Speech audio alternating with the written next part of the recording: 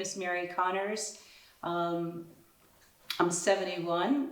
I'm an old age pensioner, and I bought my house in 2006. Thought it was going to be my dream house, my forever house. I came here because I had stayed in Inishowen for a couple of summers and just loved it, and decided at one point this was it. I went back to the States, I sold my house, and I purchased a house here thinking in my retirement it would be something easy that I wouldn't have to keep up repairs. And basically that dream house has turned into a nightmare. Sort of from the get-go, I had problems with foundation issues, some cracking. I had the surveyor come out 3 years in a row, and very strange things happened. The first year, all my doors cracked, all my skirting boards shrunk.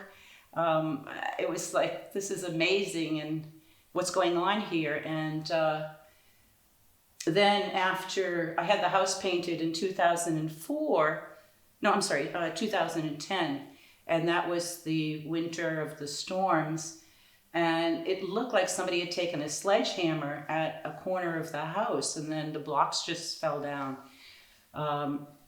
And I was trying to figure out, I was on my own, I was trying to figure out what this was all about, and I was asking people, and going to the co-op, writing to the cement company, talking to the builder, and nobody could give me any answers. Do you feel like they were listening to you when you did ask the question at that point? No. Because this is really important that, given that you came from abroad, I'm not saying they treat you any differently, but did you feel on some level you weren't getting what you needed response-wise? No, and there were so many problems, even a few years after, the house was built and I bought it, it was during that Celtic Tiger. And then, a few years later, you couldn't even find the plumber or the electrician or anybody who could come back and fix anything because they had all, declared bankruptcy or just, went abroad to go work other places. So sometimes when I am thinking about having to rebuild, I just feel overwhelmed. And, I can't, some people say, oh, look at houses or what would you do? I can't even go there because I think I just have battle fatigue.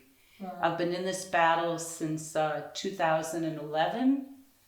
And, actually since I bought the house, but the Battle of Mica.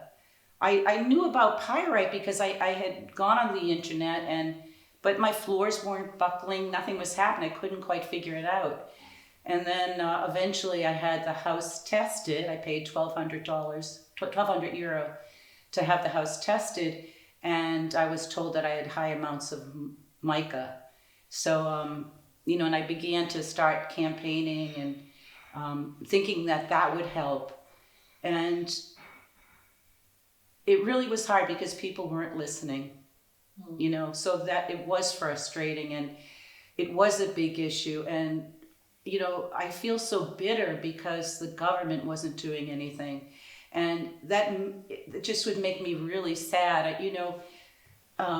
When I had my house surveyed, that survey was used. 40 other people had done surveys, and that was sent to the government. We did the work of the government.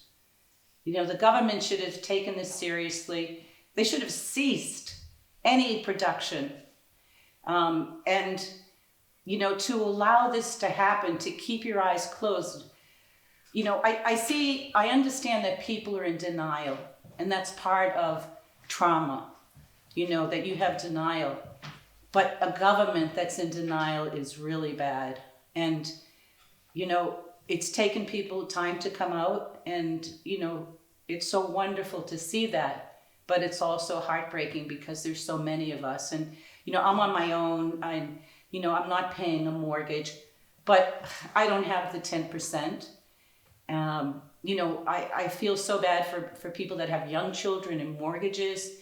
It is just devastating, and the government doesn't see that either, what it's doing to all of us.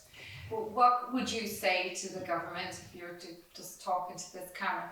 What would you say to them right now? I would say declare a state of emergency and fix our houses. We need this. You can't close your eyes any longer. You see it.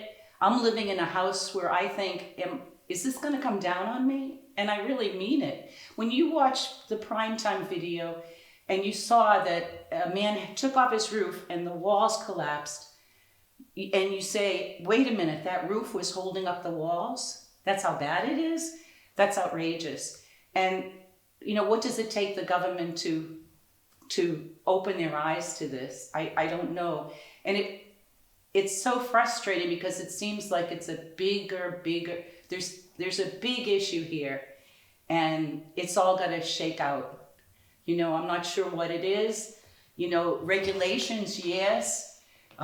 Controls, product liability, all of this, and I'm hoping that right now, like I said, I have battle fatigue. I've been in this 8 years, but I hope that I have the energy once we get our 100%, that the people that are out there now will work on all of these other issues that we need to demand the government to change.